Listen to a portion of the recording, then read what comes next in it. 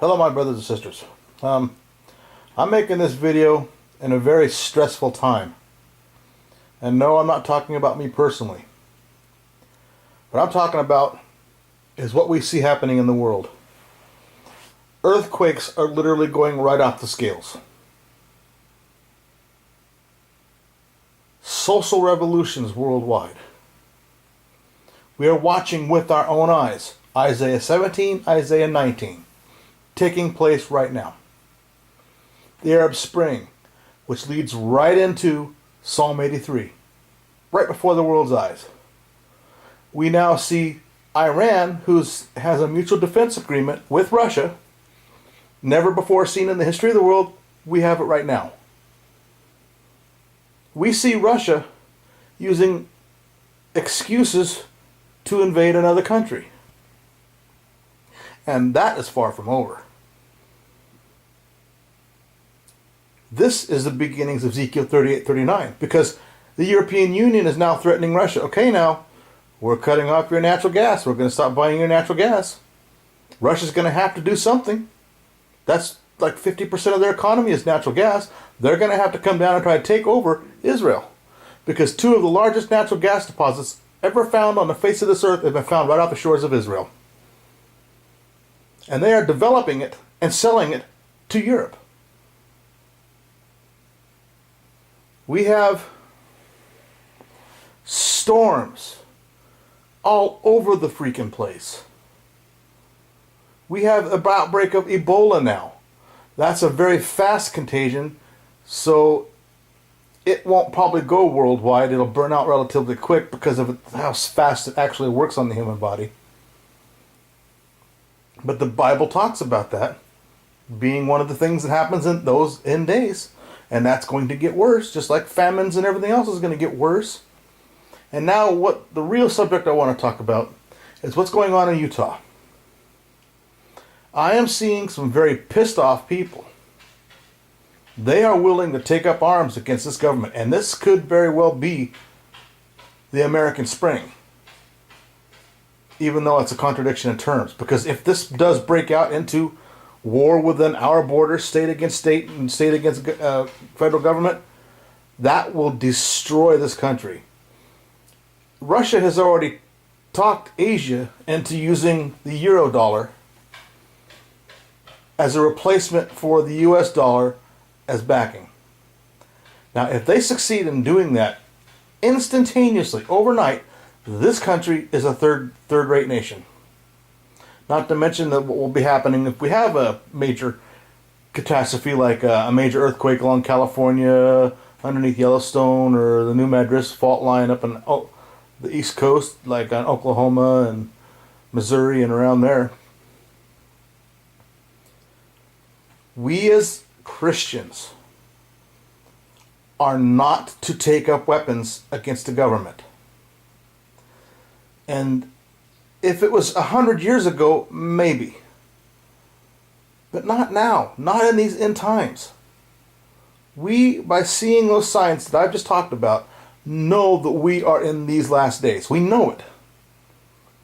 And the one main prophecy found in Matthew 24 that shows that is this.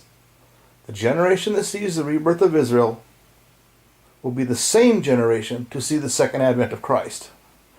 They are now going on 66 years old next month.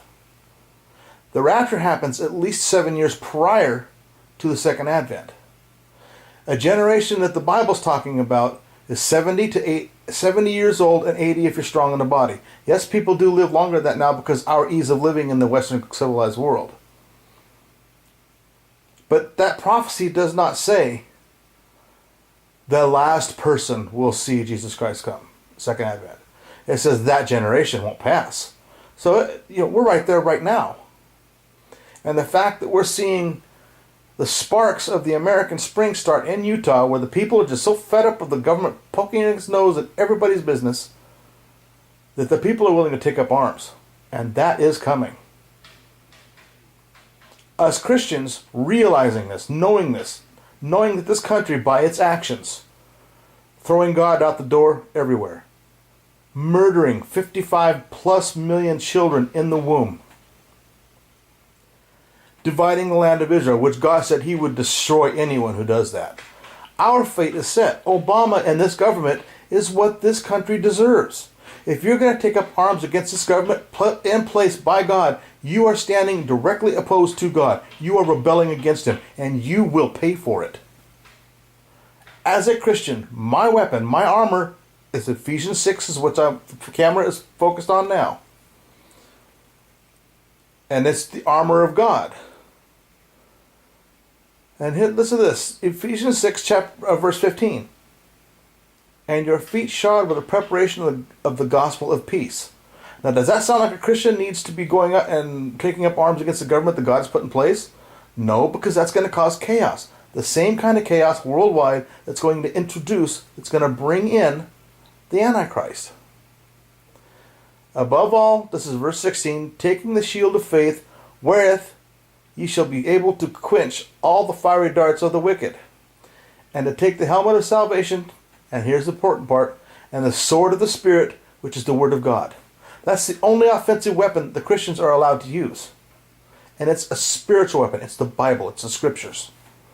We are to tell the world about Jesus Christ, the gospel.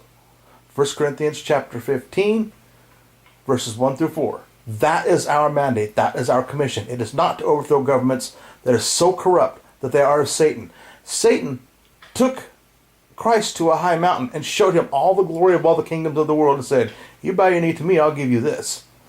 Did you see or hear Jesus rebuke him and say, that's not yours to give? No, that's because Satan is actually in control of the world, the kingdoms of men. True, God uses Satan as his tool, just as he's doing with this country. We've turned our back on Israel. He knows it. I know it. You know it. We don't have to go out and to challenge this government with firearms and guns and try to overthrow it. The only thing that's going to do is destroy this country, which, by the way, is already assured because we have divided the land of Israel. It's done. Don't take up arms against the government. Your weapon is the Bible. You give the gospel. You do it with as much as you possibly can. You make out the rapture packets, knowing what's going to happen so that you can leave them behind for the left behind people to know what's coming next. Our mandate is clear. This is not even arguable. If you're trying to argue this, you're wrong. Do not take up arms against the government. You give the gospel because we as Christians know that we are at the verge of the rapture. We are going to be removed from this earth, and then God is going to pour out his wrath. John chapter 3, verses 36. All that deny Christ will be children of wrath, of God's wrath. And he is going to kill, through his direct judgments, 2/3 of this world's population. It's a horrific time. That's what we're getting ready to go into. That's why it is imperative for us as an army, armed with the Bible, to give the gospel and remove as many people from this time that is coming. The 7-year tribulation. That is what we're supposed to be doing. All right. Thank you for your time. Bye.